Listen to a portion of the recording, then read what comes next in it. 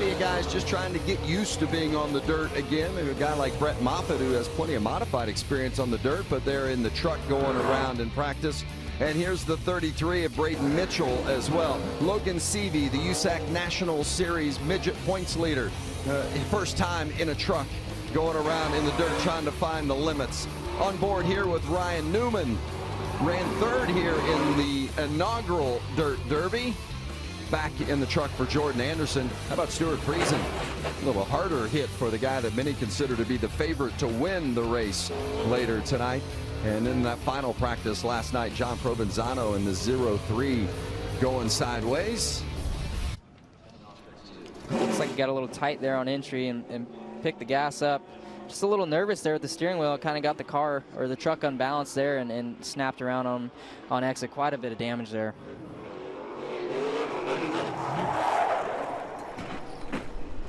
Now this team will be able to recruit Chief. Into the outside wall. Hard. But he'll keep going. Coughlin's run here a couple of times before, finished 19th and 11th. Mitchell going around, Braden Mitchell, and then the 0 of Cicerelli around as well. He needs to finish in the top 2 to transfer. Caution is out. Ray Cicerelli. With Tanner Thorson. There he is up in 1 and got the cushion there and then really got up on it here. Wall off here, right there, exactly where he hits it. It kind of, if you had an overhead view of it, it kind of, feels like it creeps back out at you. So you can see as the dirt kind of. 52 of Stuart Friesen, the pick for many down, not just downstairs in the pit area, but more confident. 21 sideways. The green is still out. Now the yellow comes out as Ben Rhodes, the leader, was coming up on Sauter. Sometimes when they get around, they'll leave the green out if they can. It's been exciting. You see Todd Gillen getting the fence down the backstretch. Kyle, when you exit turn 4, it just seems, or turn 2, excuse me, just seems to narrow up. He got in the wall early in the turn and just. For caution is out, and that's the 45 of Fontaine, who has gone around and down in the turn. Check this out. You called it, Kyle. Look at the trust that Ben Rhodes put in Friesen not to cut him off, and Friesen did a nice job diving in the corner, but watch Wyndham. Yeah, you see Wyndham last minute trying to check up, not really expecting Friesen to run that line. Nothing Friesen did wrong either, but Wyndham just went in there a little bit of misjudgment and definitely turned him around. A couple of spinners back in the pack, including Sheldon Creed, that kind of put up a block where the other drivers didn't run in to Friesen as he spun. So you can see Matt Crafton and Enfinger doing a nice job. Ryan Newman up high, but then there were spinners behind them that sort of block out. There's Creed going around. A lot of fun watching those guys drive from the back here on this this restart. He's riding on board with Friesen. That's a scary feeling right there. You know the world's coming, right? Yeah. Well, you saw it, the side-by-side, the 17 of Tyler Dipple, the 18-year-old, connecting with the 88 of Matt Crafton. They brought out the yellow, and during this caution, Ryan Newman has come to pit road. Crafton has left rear damage as well, so let's take a look at it as they get into turn 1. Crafton on the inside and just tried to get, and you saw Ryan Newman come through there late and caught his right front on Crafton. You could tell Dipple wasn't very thrilled with Matt Crafton. He ran up beside him and showed his displeasure, but that's just hard racing. Matt certainly didn't expect Dipple to come down so much and just had contact. I mean, Dipple looks like he just hangs a left on him and not quite clear low and gets himself in trouble to me. Dipple was running 4th at the time.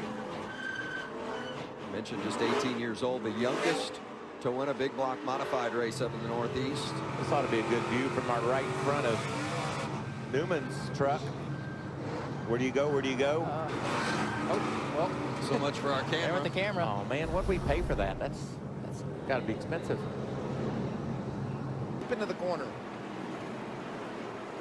Seavey hanging on to the lead, and there's a spinner, and it's the 4 of Gilliland. Snyder involved in the accident as well, and that's a shame for both of those drivers because Gilliland and Snyder have both had good runs going tonight. Man, that caution saves Logan a little bit. I know he got clear to lead, but Enfinger looked like he was much stronger than him. The one, clean corner they got to run through 3 and 4. So it's looking like it's gonna be a fun run here to the end. Austin Hill also involved in that, the 0-2. Let's get back to racing. That was good stuff, wasn't it? They went down in turn 4 wide. You talked about slide jobs and diving low. That was 4 guys just saying, wherever you are, I'm going somewhere else. And what beautiful racing. The 2 of Cody Coughlin sits idle as well. The intensity is just going to ramp up more and more every one of these restarts. These guys in the truck series always so desperate. A lot of these people up front going for their first wins. So, man, 4 wide there on that restart. No contact. That was some great driving by everybody. And wouldn't you want to give it up for Seavey on that start? He got rolling well. He was able to come with a lot of power off the second turn and grab the lead. Did a nice job there. Yeah, his background, he's never done any shifting, going through gears. He's a young guy. Every street car he's probably rode in has been automatic. So, been really Banging off the wall, trying to get by Seavey, and here comes Enfinger on the bottom. And the caution is out as a big crash on the backstretch. Oh, that's good stuff. 25 is Dalton Sargent. The 15, J.R. Hefner. Dang, that's where Bell's talking about, it's a tough spot to be in as the leader on what lane to choose. It worked out for Logan the first time, taking the top, got through the gears good. Briscoe has a little bit of fresher tire than Logan.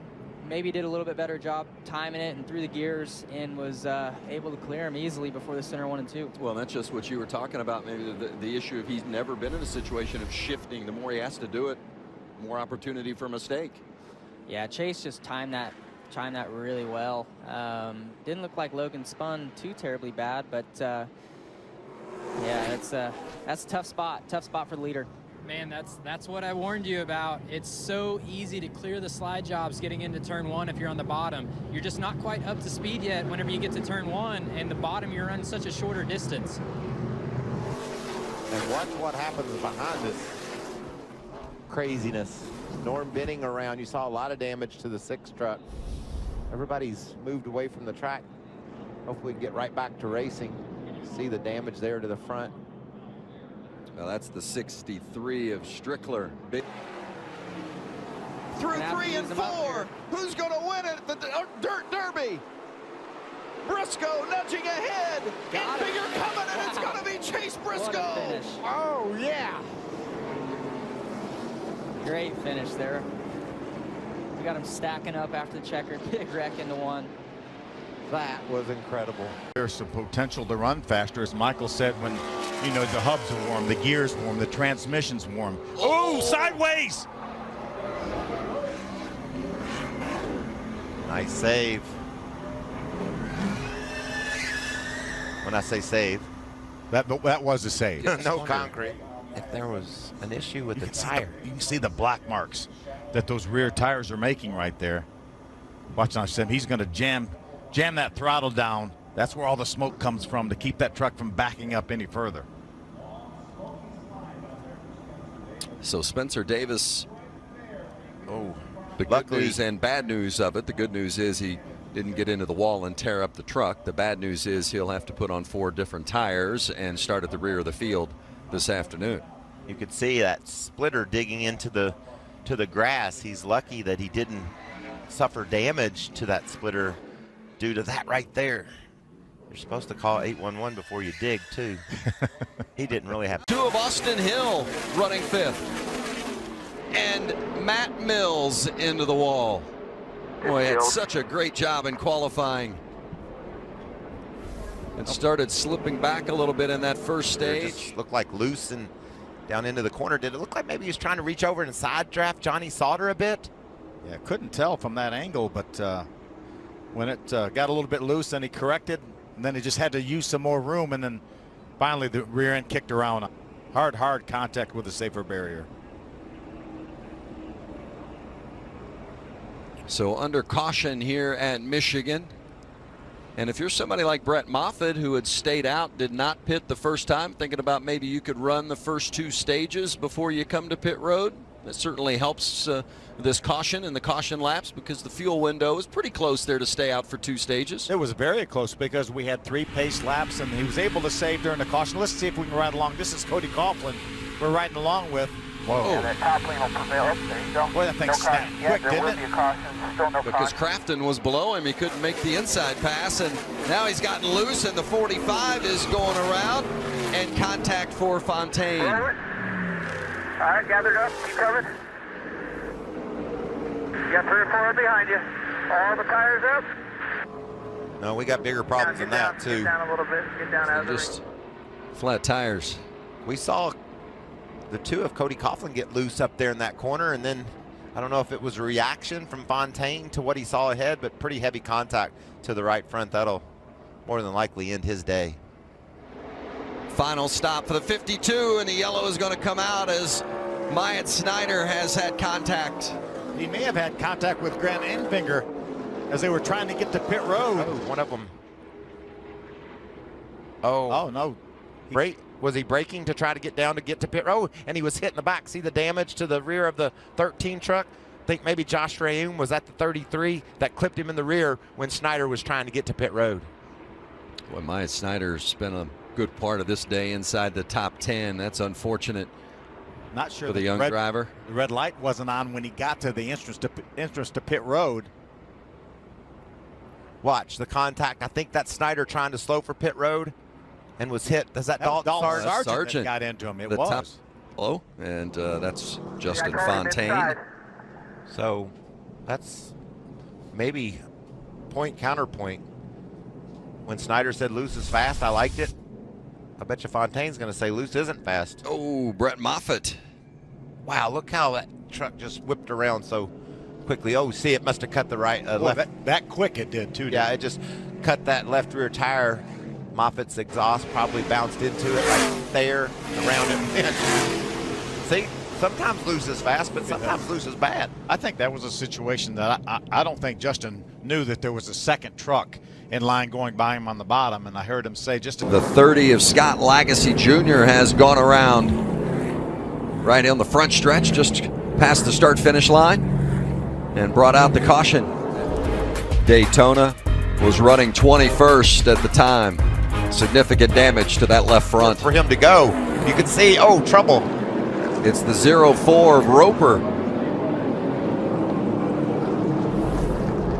Corey Roper made a couple of starts this season from Baytown, Texas. Got a little help. Back to Bristol after this. outside. Watch the pickup. Stay low. Stay low. The 4 of Todd Gilliland around. Kept it off the wall. No significant damage. Watch the contact. Oh.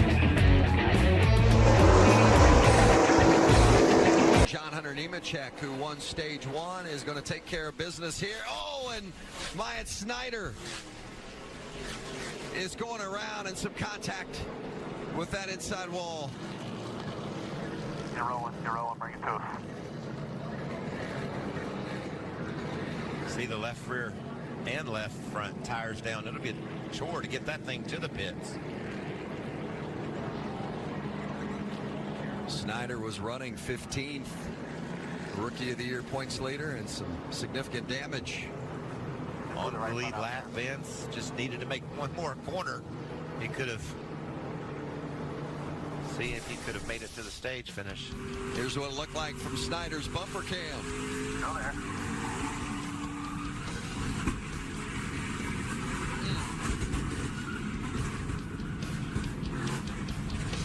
Back to the 6th position. Oh, tough break for Roger Roos, the driver out of Birmingham, making his first start. Heavy damage.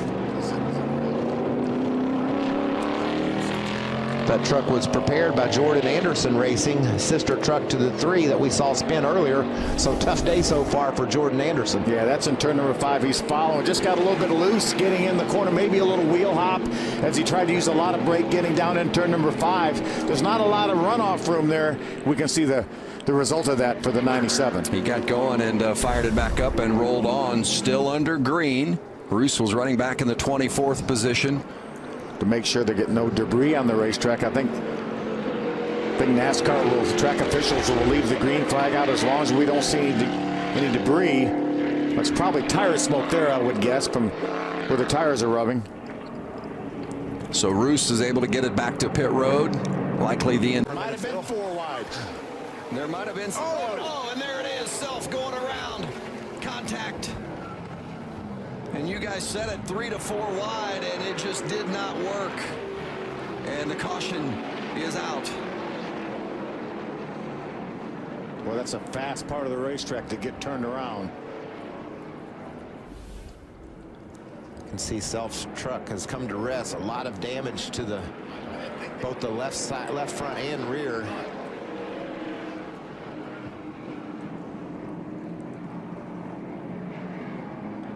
You know, I felt like they could make it down the back straightaway 3 wide, but I promise I saw 4 for a second, and that's usually a recipe for disaster. I think they were okay when it was 3, and as soon as that 4th one got in there, it all went to. Yeah, tough break for Austin Wayne. Self really did a nice job staying up on the lead lap here. Was up in the top 15. He's had some pretty solid finishes here lately, but a lot of damage to that 22 truck.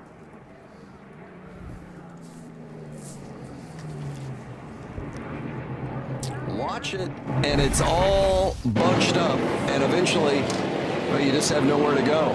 See Stewart Friesen, the 52. He's side by side right now. Brett Moffitt pulls over to make it 3 wide. Now Matt Crafton and John Hunter Nemechek are going to think about getting in this battle as well.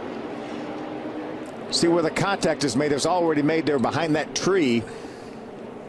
Watch it from the view of Matt Crafton. Should give us a good view. If you're going to hit a guy, do it behind a tree, though. There's Self right there in the middle. We're going to see what happened to him right here.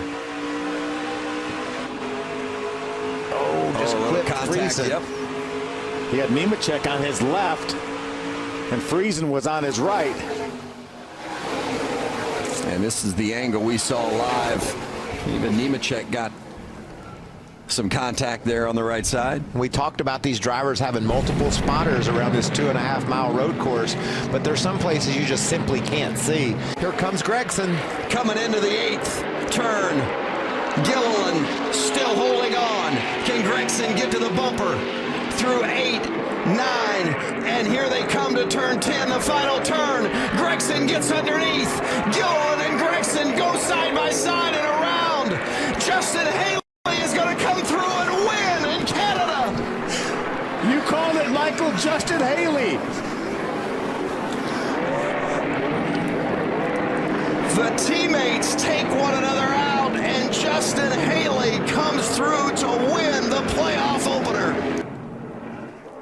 Here they come through the final turns. You see Gilliland slipped a bit and then shut the door. Gregson felt like he was already in the door and contact was made. Is there blame to be assessed there? Well, I don't know. It's hard racing. I mean, the 4 of Gilliland got a little bit loose off of turn number 9. That slowed his momentum enough to allow Gregson to get there on the inside.